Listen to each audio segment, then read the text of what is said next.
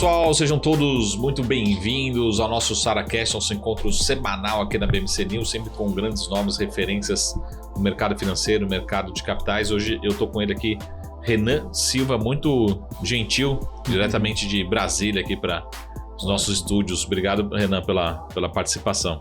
Marcos, eu que agradeço aí, muito honrado com o convite, satisfação aí imensa aí conhecer a BMC. Pessoalmente, né? Pessoalmente, que eu já sou da casa, já me considero da casa há muito tempo. Boa. A outra vez que o pessoal foi para Brasília, eu não fui convidado, né? O pessoal do nosso time estava lá, né? Pois é, mas eles foram, né? Foram visitar lá, né? Foram, imaginávamos que você estaria junto, né? Que iam te levar e tudo mais, aí... Mas realmente você ficou de fora. Não me convidaram. Mas foi uma farra boa lá. O pessoal visitou, gostou, viu a infraestrutura nossa lá. Muito bom. Sempre é uma satisfação recebê-los. Obrigado. O Renan Silva é sócio-gestor da Blumetrix. Primeiro, Renan, antes de falar da Blumetrix, eu queria que você falasse um pouquinho da sua história, né? Quem é Renan Silva, né? Um pouco do mercado de capitais. Até a gente estava conversando no almoço que a gente tem uma convergência, uma história em comum também junto com órgãos reguladores, autorreguladores, associações aí de analista. E eu falo assim que eu sempre falo que o analista que nasceu analista, ele vai ser analista a vida inteira, né? Não muda de cargo dúvida, aqui, né? Mas hoje ele é diretor, ele é gestor e tal, mas é sempre analista, né? Analista é aquele cara que quer colocar opinião em tudo, né? Verdade. Quer ler o jornal, fala, não, o jornal tá certo, o jornal tá errado. Ele realmente ele é inquieto, né? E ele quer saber, tem a curiosidade e aquela paixão, né? No Twitter a gente brinca que sempre tem um especialista do momento, né? Sim. Morreu a rainha da Inglaterra, então um analista lá da noite que aparece. Sem dúvida, é sempre assim. Então, Marcos, eu comecei... em 1987, eu tive 4 passagens, né, em fundos de pensão. Eu realmente escolhi Brasília para morar, então tenho uma carreira ali um pouco peculiar. E esse era o mercado financeiro, o mercado de capitais daquela região. E os fundos de pensão, por serem patrocinados por estatais, então realmente Brasília tem esse privilégio ali de ter pelo menos ali 20 fundos de pensão. Então é um bom começo, é um bom lugar para você colocar um pé no mercado. Quando a gente fala de fundo de pensão, a gente lembra muito mais de Brasília do que outras cidades, né? De fato. Por causa da transferência, né, das empresas estatais, né, principalmente do Rio de Janeiro, aí, com o advento da inauguração de Brasília. Então, ali é o reduto ali do mercado de capitais. Então tudo começou ali. O primeiro fundo de pensão que eu pude participar ali foi a FACEB, que é o fundo de pensão dos empregados da Companhia Energética de Brasília. E ali que tudo começou. Até é engraçado, né? Porque eu estava muito motivado, eu queria o mercado de capitais de qualquer forma, né? Queria aprender, queria entrar no mercado. E o setor de análise estava abandonado lá. Né? E naquela época não tinha, né? Mal tinha computadores, nem tinha computadores. E tinha umas pastas suspensas. O pessoal que opera aqui no celular não tinha nem home broker, né? Não tinha. Assim. Aí tinha lá umas 60 pastas, que cada pasta daquela tinha a história de uma empresa. Que tinha na carteira. E cortava do jornal. Né? Cortava do jornal e tal. E estava ali meio que abandonado. Mas eu tinha uma boa abertura com uma gerente. Acho que não tem problema falar o nome, né? A Fátima Guedes. Ela me ajudou muito porque ela me ouvia. Eu falava, Fátima, não deveria alguém estar olhando essas pastas aí e tal? Ela falou assim, você tem razão, agora você vai ser analista. e comecei. E eu levei muito a sério, porque era a minha chance. Então eu comecei a procurar treinamento, cursos e tal, e aí até hoje eu continuo assim, né, num aprendizado contínuo, durante aí, esses 35 anos, e continuo apaixonado pelo mercado da mesma forma. E, bom, aí dali para frente... Você passou por outros 3 fundos de pensão? Passei por outros 3 fundos. Para São Francisco, que é patrocinado pela Codevasf, pela FIPEC, que é um dos patrocinadores, que são 5, mas um dos patrocinadores é o IPEA, e pela Centros, que é do Banco Central. Mas eu tive uma passagem também importante, por causa dessa minha inquietude, pelo antigo Banco Crefsul, que ainda era Citicorp. eu estava no fundo de pensão e eu achava que alguma coisa estava errado, no sentido que eu tinha que conhecer o outro lado da história. Eu falei, pô, só conheço um lado, agora eu quero saber como é que funciona o outro lado. E eu acabei adentrando, foi uma grande escola, porque o Crefsul na época era um banco de investimento e era inovador, né? Sim. Ele tinha muitas inovações no campo de fundos de investimento, era um dos líderes de IPOs na época. Então, assim, foi uma grande escola, tá? Depois eu também tive, assim, né, talvez assim, um presente de Deus, vamos dizer assim, que em 1997 eu fui convidado para participar do time que consolidou, né, ali a implementação do Banco Cooperativo do Brasil. Legal. Que era uma coisa totalmente diferente, assim, inusitada. Não existiam bancos cooperativos no Brasil.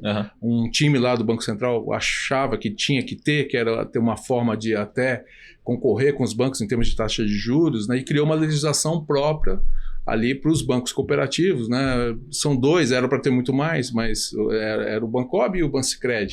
E eu fiz parte do time do Bancob, estive lá durante 9 anos. E realmente, né, eu até pensava assim, poxa, tal, deveria... Meus colegas falavam, você deveria ir para São Paulo e tudo mais, tal, mas pô, será que São Paulo ia ajudar a montar um banco por dentro, né? E saravá, você vê, né, parece que as coisas não são à toa, né? Porque naquele período, final dos anos 90, foi justamente onde nós tivemos a transformação do sistema financeiro nacional, a reforma do sistema financeiro, porque não foi só o Plano Real. Junto com o Plano Real veio, por exemplo, a legislação do Chinese Wall para criar áreas de risco. Legal. Não tinha ninguém para fazer, aí eu ajudei. Aí depois logo, aí veio, né, você tinha que fazer o cálculo do VaR, fazer o Wallet Risk todas as carteiras do banco e das cooperativas e informar o Banco Central. Então tinha que implementar aquilo. O chamado Maturity Gap também, casamento, né, de ativos e passivos, também tinha que montar aquele controle. E talvez um dos principais projetos, né, que tivemos aí no país, em termos de sistema financeiro nacional, que foi o chamado novo sistema de pagamento brasileiro. Hoje é simplesmente sistema de pagamento, né, que foi ali em 2001, que realmente mudou toda a história com o conceito, né, das clearing houses, que passaram, as custódias passaram para debaixo do Banco Central, e mudou toda a história, né, e a segurança operacional para o fluxo de capital fluir melhor. Então, né, o sistema ficou muito mais robusto e eu tive o privilégio de, né, a cada um desse movimento estar envolvido ali intensamente, né, no olho do furacão aí nesses temas aí. Hoje a gente é tudo relativamente mais simples, né? A gente conhece a B3, por exemplo, que é uma grande clearing, né? Mas lá dentro tem 3 empresas, já tiveram mais clearings, depois, se não falo memória, diminuiu a quantidade de clearings da CETIP, da antiga BVMF e tal, né? Mudou muito, né? Porque foi consolidando, né? Então você tinha uma clearing independente que era a CETIP, né? O Banco Central foi buscar clearings por especialização, ele não quis reinventar a roda, né? Então existia clearing a CETIP, que era dos títulos privados, bom, você vai ser uma caixinha do SPB, né? Tinha a Selic, já existia, sistema especial de liquidação também. A B3 entrava com os contratos futuros, ainda não era B3, era BMF. BVMF, né? A fusão das duas. Exatamente. E também ela era responsável pela clearing de câmbio. E a Bovespa ficava com a CBLC, né? Quer dizer, aliás, a CBLC ficava com a custódia das ações lá junto ao Banco Central. E depois foi consolidando, né?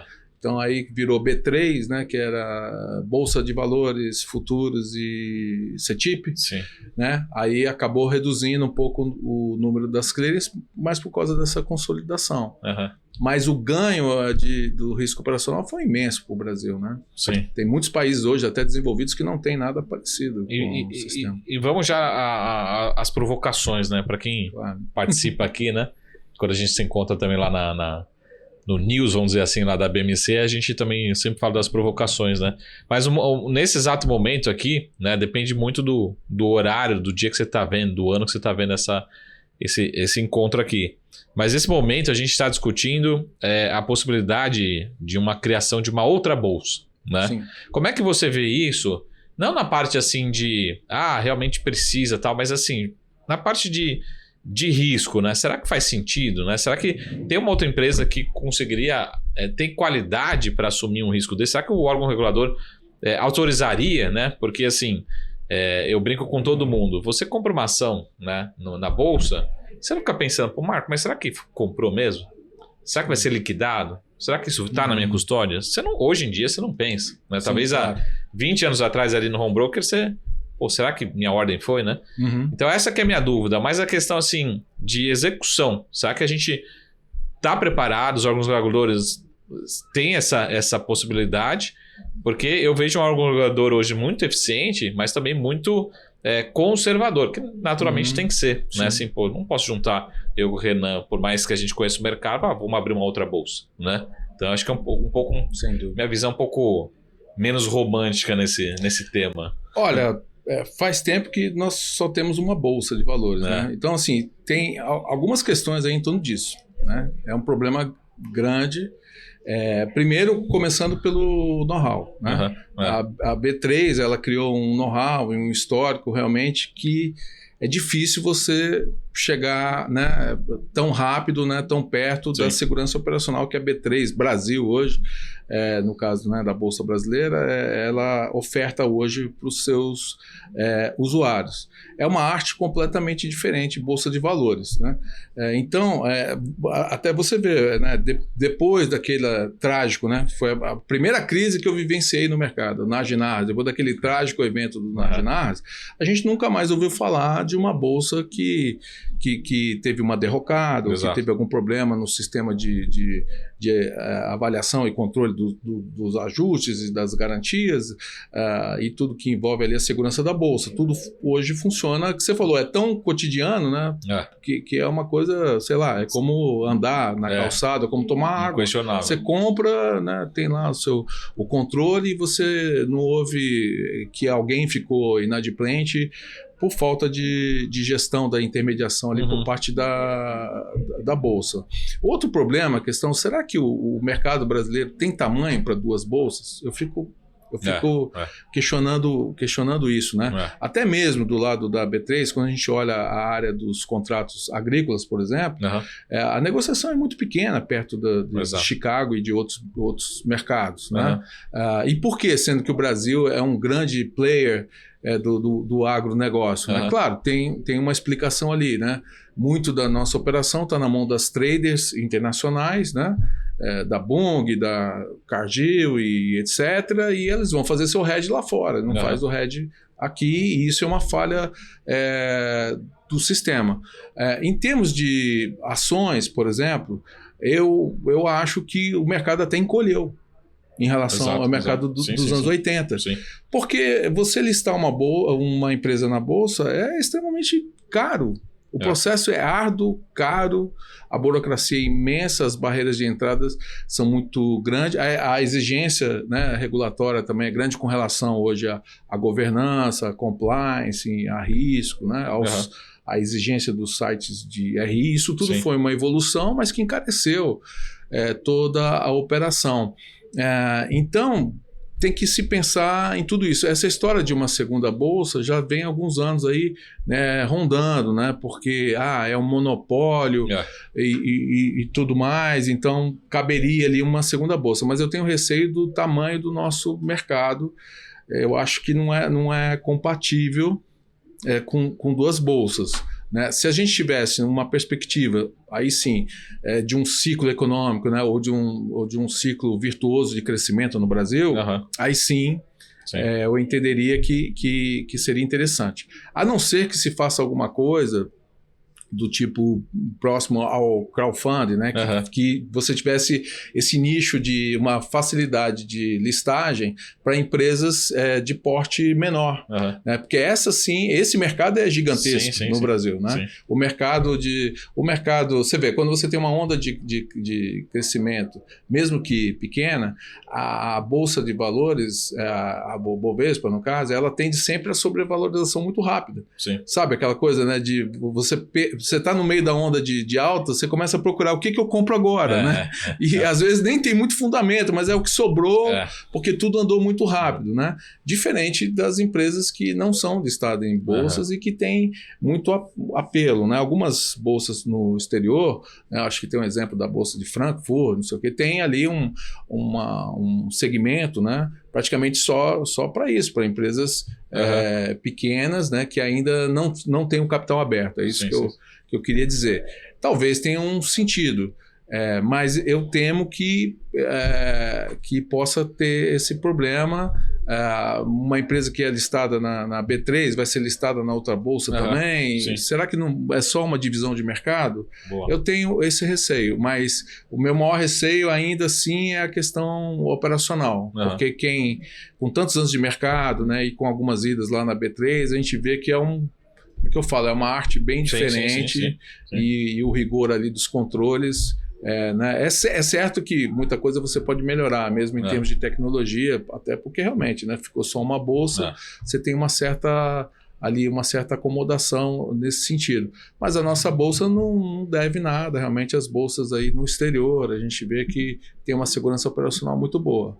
A questão é realmente, eu acho que é porte, é tamanho do mercado para uma segunda bolsa.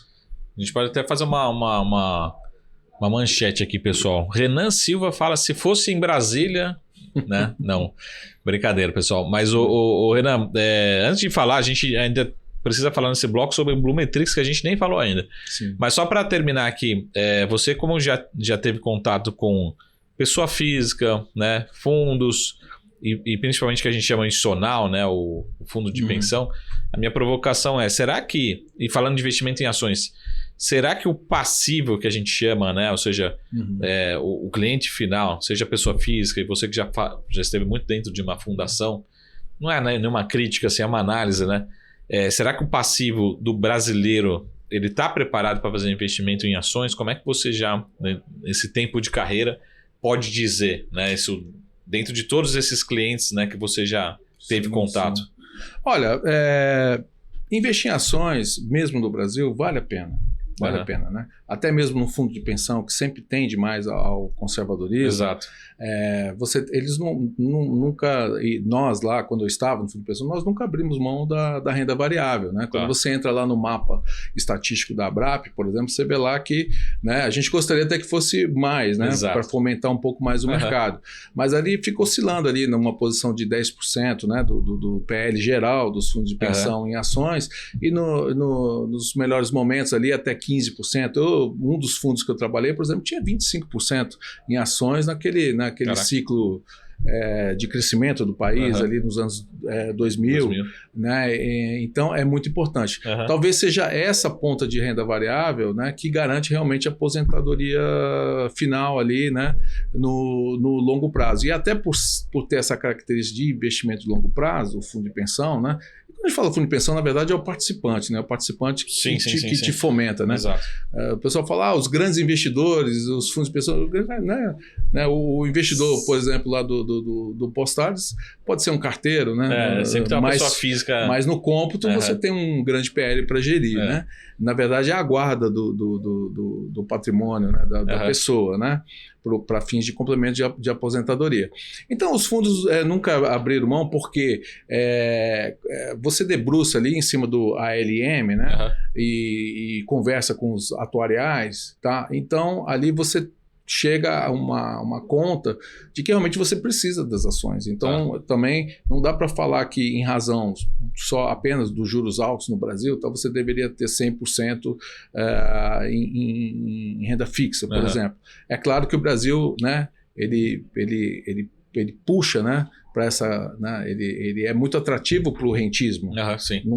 Né, é muito diferente dos Estados Unidos, a gente não tem como fugir disso. Só vai fugir disso quando o governo reequilibrar suas contas e um dia ele vai falar assim, não vai ter leilão porque eu não preciso do seu dinheiro. Aí a gente caminha para a economia real. Enquanto isso não acontecer, a gente vai conviver com esses juros, né, mediano muito elevado, com essa inflação mediana muito elevada, mas está relacionado totalmente à gestão, do país mesmo, né, de todos os governos aí que já passaram levaram a isso.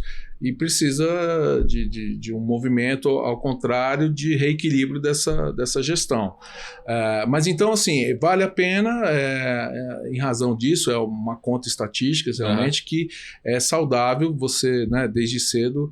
E você tem empresas que transcendem um pouco a questão do risco soberano, né? Nós temos algumas empresas no Brasil que são globais, né? E que o mundo demanda. Né?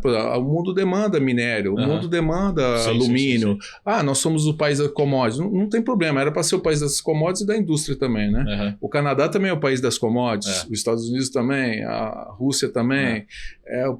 A questão é que não era para sermos só o país das commodities, né? Mas ainda somos o país das commodities e o mundo demanda essas commodities, e junto das commodities você tem a agroindústria também, né? Eu estava até vendo, né? Se você pegar a classificação aí em alguns terminais, por exemplo, a Arezzo é agronegócio, porque ela tem um negócio que né, o insumo dela é o couro. Sim, legal. Né? Então ela também está dentro do agronegócio. Mas a Arezzo é varejo. Alguns analistas dizem que ela é da agroindústria. Né? E se você olhar hoje, talvez é a principal empresa aí da América Latina nesse segmento, e já com uma exportação muito forte, inclusive para os Estados Unidos. Né? Então, assim, transcende um pouco, né? Então, assim, faz sentido, né, você empreender via Bolsa de Valores. Agora, sobre Bolsa de Valores, né, Saravalho, eu fico vendo assim, né, eu fui aprendendo com meus clientes, né, porque, certa vez eu fui visitar um cliente que estava muito decepcionado com as ações, e aí ele é do setor moveleiro. E ele até falou para mim, não, você me convence que é melhor eu investir no mercado de ações ou no mercado financeiro e tudo mais, e tirar o dinheiro da minha operação, que eu sei o que eu estou fazendo, que eu ganho dinheiro com o meu negócio, que não sei o que mais, porque é mais do mesmo, não sei o que mais. Eu falei assim, olha, de onde vem a sua madeira? Você é do setor moveleiro. Tal, vem da Klabin, não sei o que, tal. Aí você acha que a Klabin toma alguma margem sua? O preço tá caro, tal, não sei o que. Por que você não compra ações da Klabin? Entendeu? Bom, não tinha pensado nisso. Mas tá bom, você vende para quem? Eu vendo para lojas tais. Quem leva o teu móvel para lá? É a Júlio Simões. Ela te toma alguma margem? Tá caro, né? O frete. Por que você não compra ações da Júlio Simões? É claro, não é uma recomendação de compra. Mas os empreendedores no Brasil parece que faz uma desassociação, entendeu? Assim, de que aquele mercado, luzinhas piscando, não tem a ver com o dia a dia dele, entendeu? E acabam não pensando em termos de estratégia corporate, entendeu? Então, quando eu comecei a fazer essa conexão e ser mais um consultor da empresa, né, do que fazer a pessoa imaginar que ele pode ter ganhos de capitais diferenciados no mercado de ações, e levar mais para o lado do time, eu comecei a levar mais para o lado da estratégia corporate. Né? Legal. Tem até uma história, se eu não me engano, que é da Caterpillar, né? Que o dono lá nos anos 80, ele falava assim, eu não vou descansar enquanto não tiver caixa para comprar o meu concorrente. Era muito difícil comprar o concorrente dele, o concorrente era muito grande. Mas ele foi comprando aos poucos as ações do concorrente, né? Então, e quando a gente olha o mercado lá fora, a gente vê que, eu tenho visto aí nos últimos 15 anos, principalmente, com o aumento da incerteza, eu tenho visto que cada vez mais a conta no balanço, né, das empresas de participação, de equivalência patrimonial e de participação, está aumentando cada vez mais. Sim. Então você pega assim, poxa, agora o pessoal fala muito, tem inteligência artificial e tal. Bom, a Microsoft talvez não navegava nesse mercado, mas ele foi e comprou a Bing, comprou participação em A, B, C, a Google a mesma coisa e tal. Então, peraí. Ele não é só o ganho de capital, é agregar receita, agregar valor ao seu produto, que vai gerar mais receita. E às vezes as pessoas, mais geração de caixa, e às vezes as pessoas não enxergam bem a importância desse movimento. E até mesmo por segurança, existia um clássico lá atrás, né, que era literatura obrigatória, que era a Era da Incerteza, né? Sim. Que é do Kenneth Galbraith, né? Mas hoje eu falo que nós estamos na era da extrema incerteza, principalmente depois da pandemia. Né? O mundo ficou muito frágil, muito incerto, e as pessoas começaram a ter a percepção de que seu negócio pode acabar do dia para a noite. Né? Você pode perder sua família, uma coisa terrível. Os negócios que tiveram que fechar a porta e o cara com conta para pagar, e as empresas fechando e quebrando e tudo mais, aquele desespero ali total. Então, e com essa incerteza, a melhor forma de você atenuar é justamente levando o discurso mais para o lado estratégia corporativa, né, de você compor isso no seu dia a dia ali, na robustez do seu negócio. E não olhar, que eu falo, né, até para os meus clientes, mas não olhar a bolsa só como aquela luzinha piscando que fica ali, não sei o que. Ela tem uma função ali de economia real, né? Sim. E é claro que aí você sabe também, melhor do que eu, que se você tiver com empresas de bons fundamentos e tudo mais, ao longo prazo, né, porque você tem movimentos orgânicos, né? A população cresce, né? As pessoas estão vivendo mais e tudo mais, então você tem empresas que são mais resilientes nesse sentido. Mas eu tenho a felicidade realmente de ter convergido para essa questão da estratégia corporativa e tenho sido muito feliz com isso. Boa. Ô Renan, a gente precisa falar ainda da Blumetrics e também depois de cenário, lógico, né? A gente precisa discutir, mas vamos fazer um rápido intervalo, já a gente volta, a gente começa falando no segundo bloco sobre apresentando a Blumetrics, para quem não conhece, depois a gente deixa todas as redes sociais, mas vamos focar aqui também, daqui a pouquinho, né, que o Renan vai falar se está na hora de aumentar a posição ou não. Não falei no que, né, mas já a gente revela, te espero daqui a pouquinho.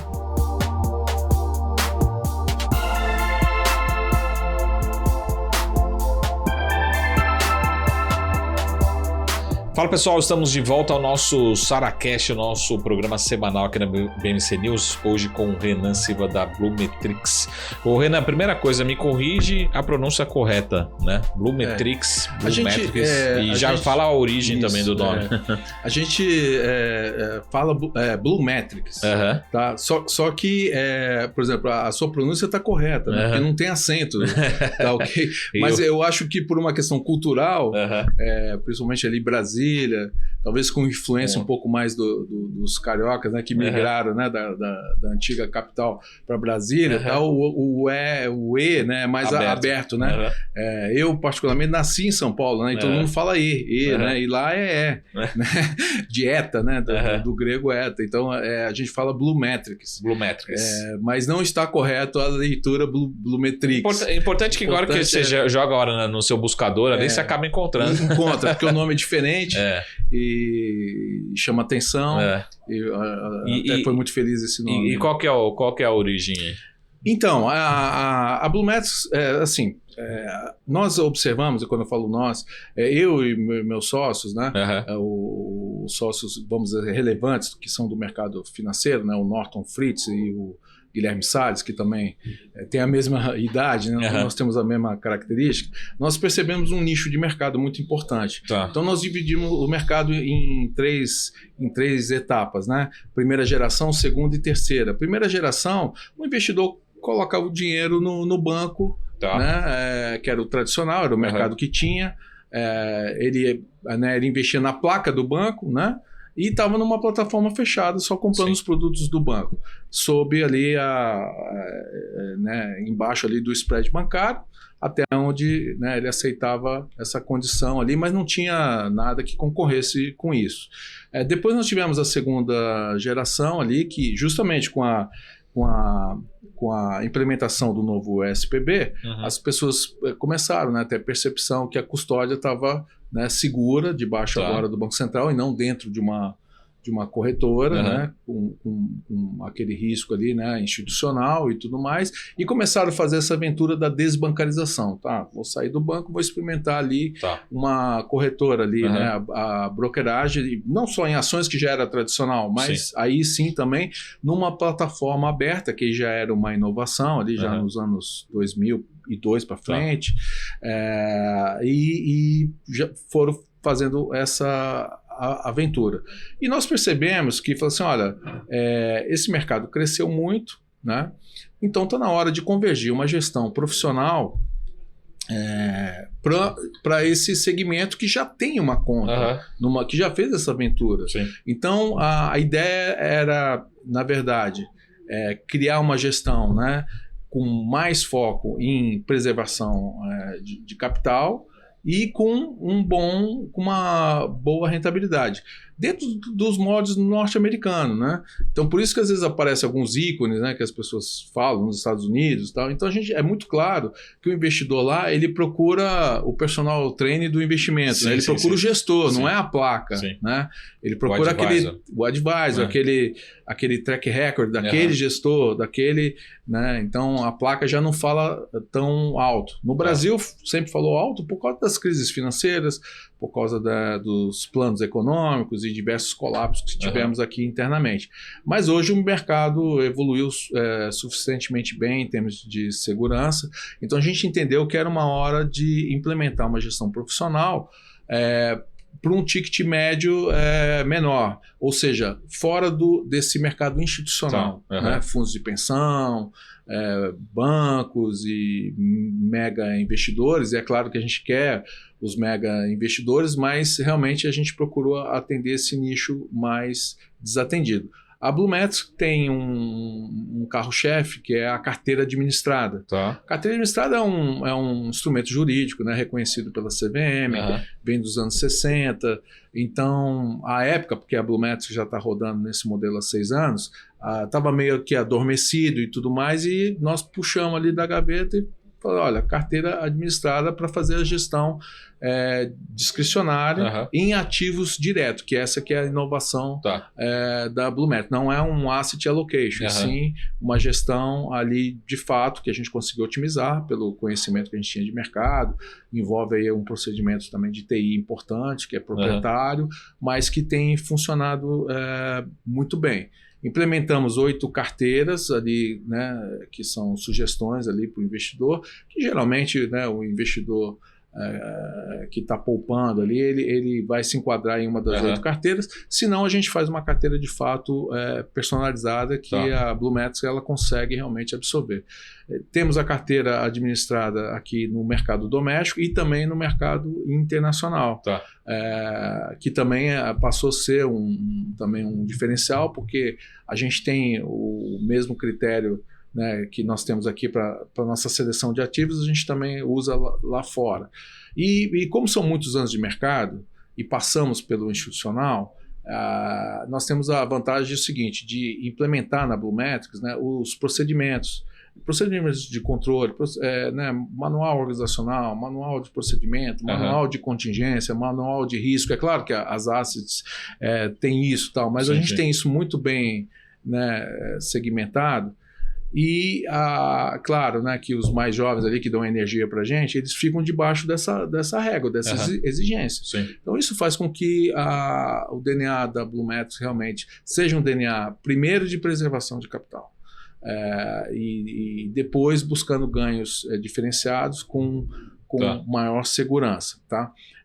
E a gente tem sido muito feliz que os clientes têm realmente, de fato, entendido o modelo. Então, eles ganham confiança ao longo do tempo e fidelizam com a gente, porque a gente percebe que o maior medo, principalmente da pessoa física, mesmo que ele tenha um grande potencial ou não sei o quê, é o patrimônio da vida dele. Ele tem medo daquelas aventuras e de grandes volatilidades. Então, a gente, com um controle de risco bem rigoroso, a gente consegue dar essa segurança para o cliente. E, ao mesmo tempo, a gente consegue rentabilizar e ainda sermos competitivos. Legal.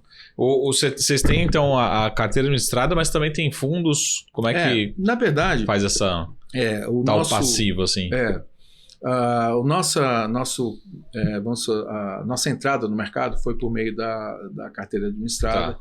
É um produto que realmente nos surpreendeu positivamente, né? Porque no final das contas o ROA é melhor do que um fundo de investimento, os custos são muito mais baixos, né, do que um fundo agora. Então, com essa questão da taxação sobre os fundos exclusivos, a carteira administrada supre.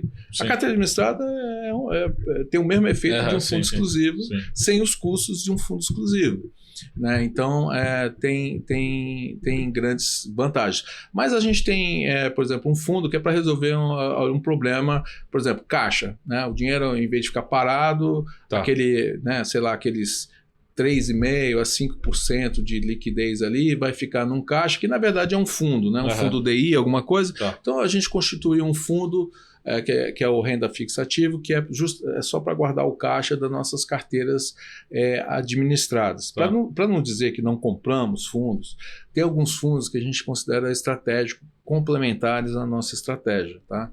Então, por exemplo, vai ter podemos estar na iminência de uma crise cambial. Tá? Para um cliente, a gente já aprendeu que um cliente pessoa física não fica confortável com uma posição futura de dólar. Tá? Né? Em razão do desencaixe de caixa, dos ajustes que assusta. Né? A gente conhece bem a característica do pessoa física Brasil hoje. Né? E aí talvez a gente possa comprar um fundo cambial. Né? A mesma coisa ali também os FDICs. Né?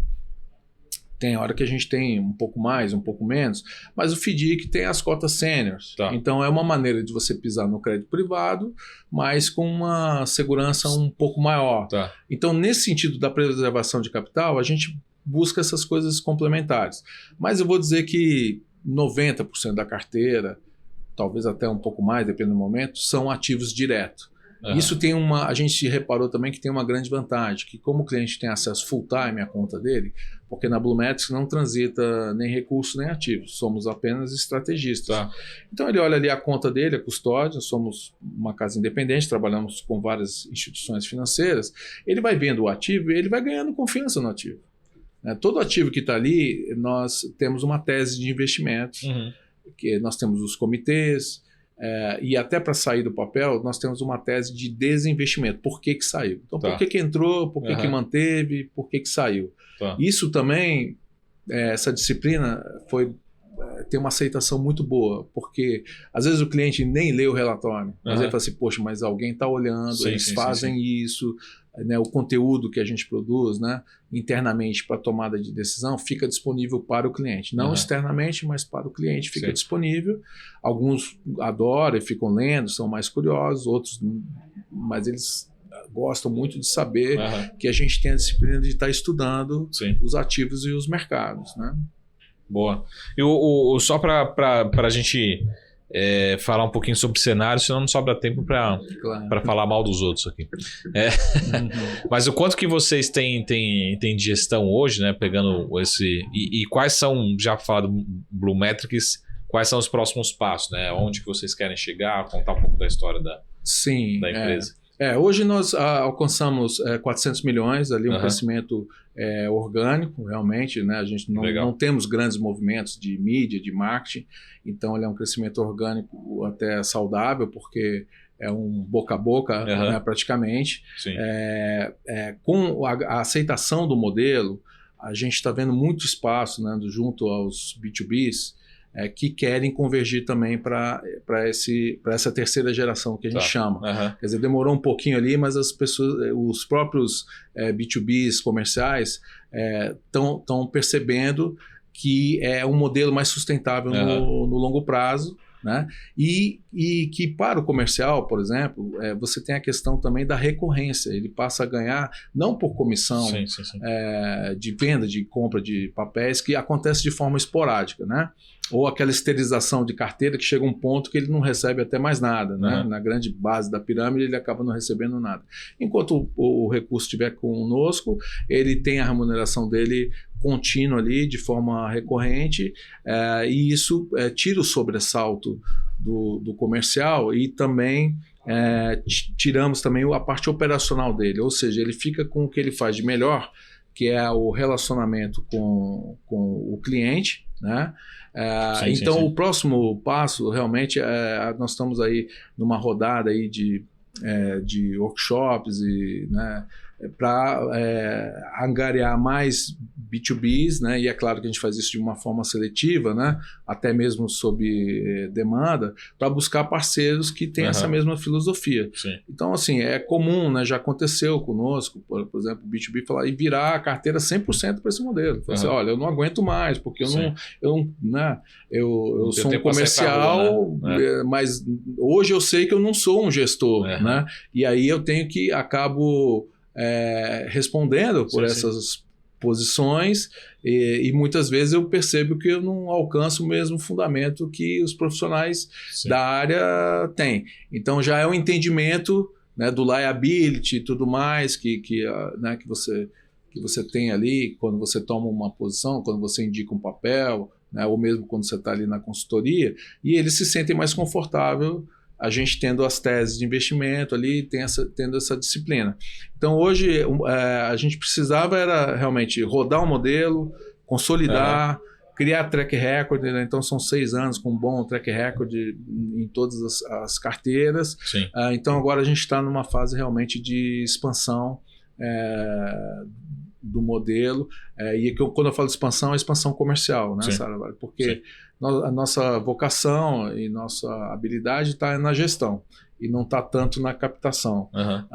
Então nós precisamos de parceiros estratégicos para fazer essa captação, mas então nós estamos nesse momento importante de mostrar esse modelo que se adequou muito bem ao mercado. Boa. Excelente. Vamos, Renan, para quem vem aqui no SaraCast, não pode ir embora sem deixar um call, né? Certo. Tem que deixar um call aqui. Mas vamos falar um pouquinho sobre esse cenário, e acho que de uma forma bem simples e bem direta. Hoje, inclusive, a gente está gravando aí com um dia de decisões de juros ao redor do mundo, né? Mas é aquele momento, assim, que acho que o cliente também te questiona de uma forma, vamos pegar assim, A e B, né?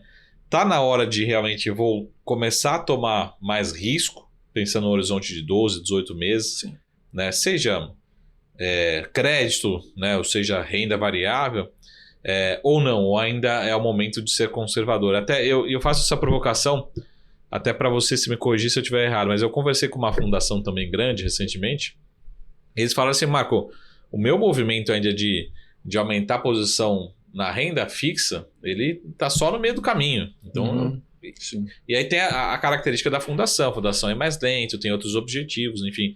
Mas tendo todo esse cenário que a gente está falando, como é que você está vendo as carteiras, a demanda do investidor dentro desse cenário Brasil e global, né? Assim, é o momento ou você acha que ainda não, né?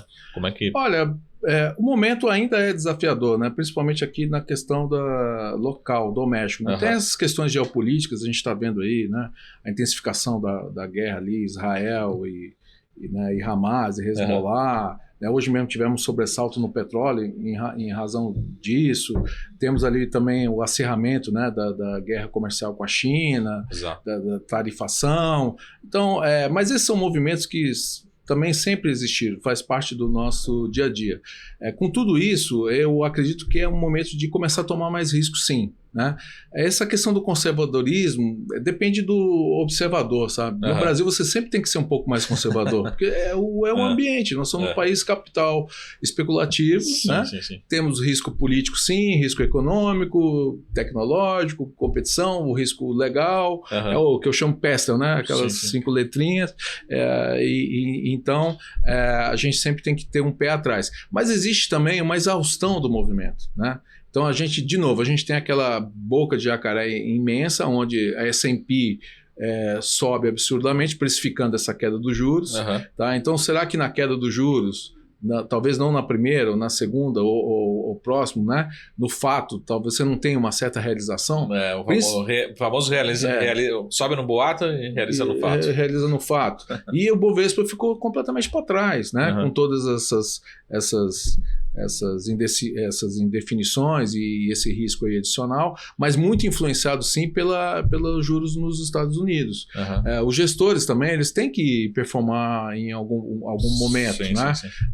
Você vive disso, né? Quando um cliente realmente pede o resgate, né? Seja de um fundo, seja de uma carteira, ele está te demitindo, porra. É uma coisa bem chata. Então você tem que fazer as duas pontas. Então eu vejo que um movimento de fechamento aí dessa boca de jacaré, e ele pode acontecer. Talvez não assim, né? Não totalmente, 100%, mas tem que ter um ajuste, ou seja, que você falou o call, né? O call para mim né, realizar um pouco os Estados Unidos e comprar um pouco o Brasil, né? O cara olha onde é que está ali uma oportunidade. E por que Brasil? Rússia está fora do jogo, né? Está em guerra, né? A China está passando aí por momentos difíceis, baixando os juros de forma inusitada, o consumo interno caindo muito, algumas operações saindo da China, conta corrente negativo depois de 30 anos, câmbio monitorado, que não atrai investimento direto de longo prazo mais, como era no passado. Então tem todo esse imbróglio aí, que aí no cômputo ali no final do dia o Brasil tem uma janelinha ali, né? Tem uma janela. Agora, não dá para pensar Brasil 5 anos, né?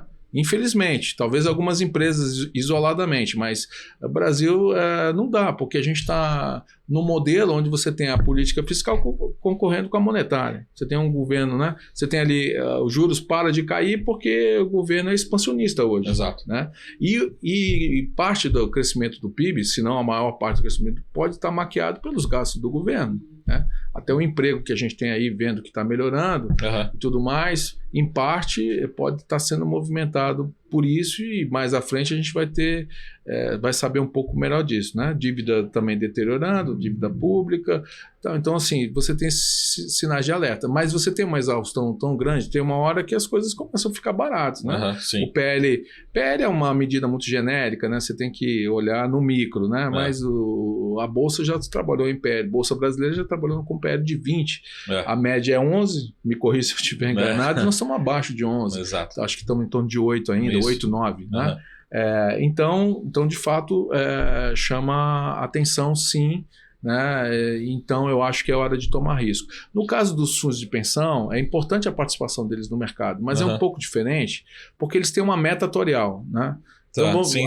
A meta reduziu, antigamente era IPCA mais 6, tal, mas muita gente reduziu para IPCA mais 3,5, já tem vários anos.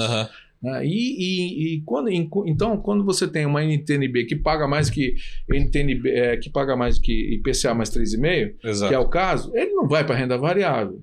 Né? Foge do objetivo dele. Por que ele vai correr risco? Né? Um gestor de fundo de pensão, né? Um diretor, um conselheiro, ele tem 5 auditorias atrás dele. Tem auditoria interna, tem a externa, tem o conselho, né, administrativo, o conselho consultivo, e você tem a Previc. Então é todo mundo ali. Então, vou dormir tranquilo e vou pagar as aposentadorias com a NTNB, não é verdade? Então, são um objetivo ali um pouco diferente. Agora, as pessoas físicas né, que estão fora desse segmento, realmente é a hora que ela possa alavancar um pouquinho mais ali o seu risco e buscar um retorno diferenciado, de forma comedida, claro. Mas eu acho que está muito descontado, e com a queda dos juros nos Estados Unidos, que parece que está ficando mais claro, né? Ali que isso, né, a chance de isso acontecer em setembro está bastante aumentada, então pode ser um momento interessante, sim. Vamos fazer só uma provocação aqui. Eu vou tentar dividir em 3 times, né? Inclusive, acho que hoje, particularmente, a gente está gravando, teve uma opinião do Mário Mesquita, né, o economista-chefe do Itaú, e ele falou assim, com esses últimos dados do IPCA 15, com essa desancoragem da inflação, na verdade a gente teria até que subir os juros, né? Ou seja, ser mais restritivo ainda para jogar a inflação para a meta, né, na expectativa de 2025, 2026. O cenário de base aí, né? O cenário... Quando a gente olha para vou pegar um outro banco, tá, que falou publicamente já algumas semanas atrás, o Bradesco falou assim, nosso cenário base passou de manutenção de 10,5% em 2024 para 10,5% de manutenção ao longo de 2025 todo, né? 10,5%. Ao longo do ano que vem todo. Então, um cenário um pouco mais pessimista, um pouco mais realista, vamos dizer assim, né? Médio. Mas a gente olha para o Boletim Focus, ainda tem alguém ainda estimando queda de juros para o ano que vem, né? Onde está Renan Silva? Não necessariamente Blumetrics, mas Renan Silva em relação a juros, que acaba sendo também um pouco o cenário, né, para os investimentos aí. Tem que subir juros ainda no Brasil, vai ser esse marasmo de 10,5% por muito tempo, ou tem espaço para cair juros no Brasil? Olha, vamos lá. Tem espaço para cair os juros? Tem, mas ele não deve cair, por causa da sinalização do sinal trocado, que o governo está sinalizando. Né? Então, esse sinal trocado é que faz com que o Banco Central não tenha confiança, afinal de contas, ele tem que seguir a orientação do Conselho Monetário, ele tem que perseguir a meta até que se mude a meta, e eu espero que você não mude a meta. Para mudar a meta inflacionária, você tem que bater a meta. Sim. Se você mudar antes, aí você não vai convergir para a meta nunca, porque as pessoas vão se proteger da inflação futura e aí você perde o controle. Aí sim você vai ver a verdadeira desancoragem, né? Como a gente viu lá no passado. Então, assim, tem espaço, mas muito pouco provável que vai acontecer. Então, assim, de 10,50 para baixo, 2024, muito pouco provável. E também em 2025, com chance sim, aí eu tenho que concordar em parte que existe a chance de ter que aumentar os juros se o governo não sinalizar, não gerar, não desenvolver um ponto de inflexão.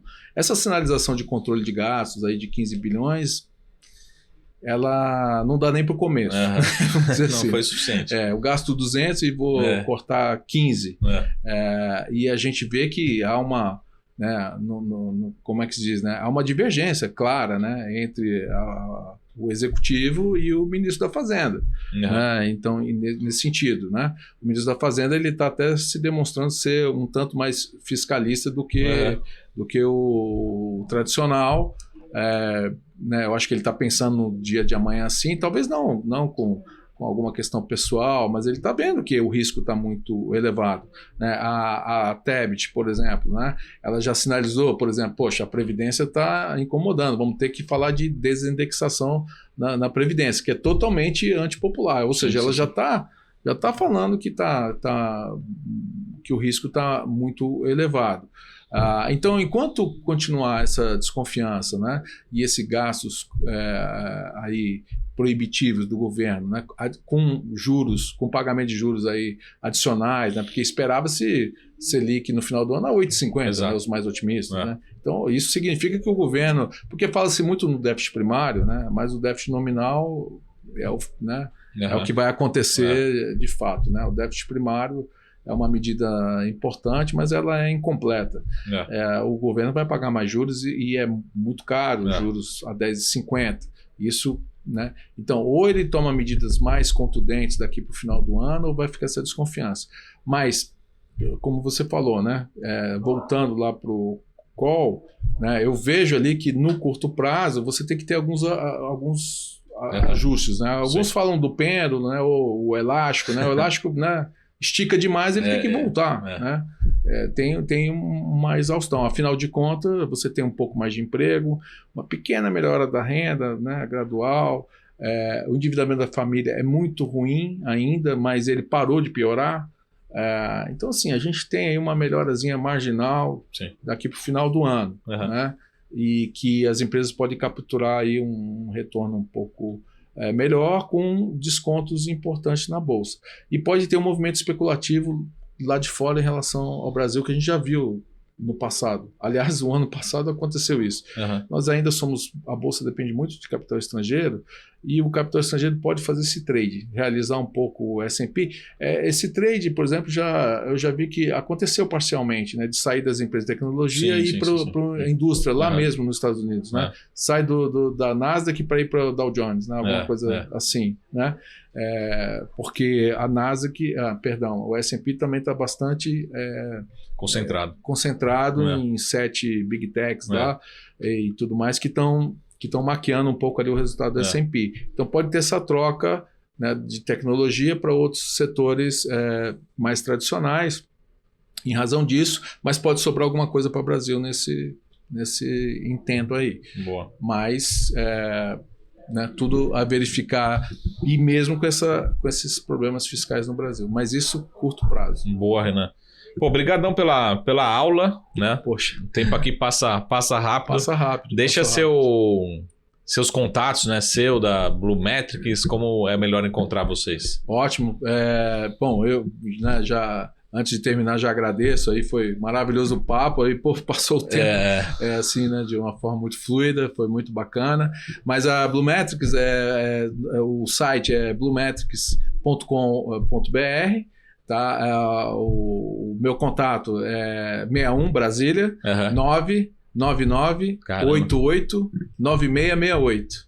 Caramba. Aí por ali a gente redireciona. Primeira vez aqui na história do SaraCast que alguém passou o WhatsApp, né? Pô, não, a gente está habituado, esse número é para isso mesmo. Muito bom.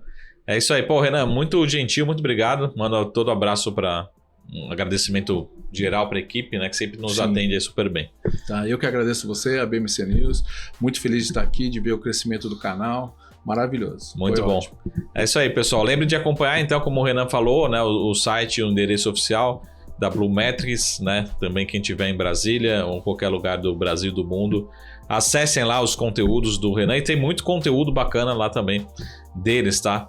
Quem quiser me seguir aqui, já me acompanha aqui toda semana, mas pode me seguir também pelas redes sociais, Marco Saravale com 2 LZ, todas as redes sociais também, tá certo? Então, lembre, Blumetrics também, para fazer você conhecer um pouco mais sobre gestão, sobre carteiras administradas, né? Todo o time está lá à disposição e a gente se vê aqui na semana que vem. Até mais, tchau!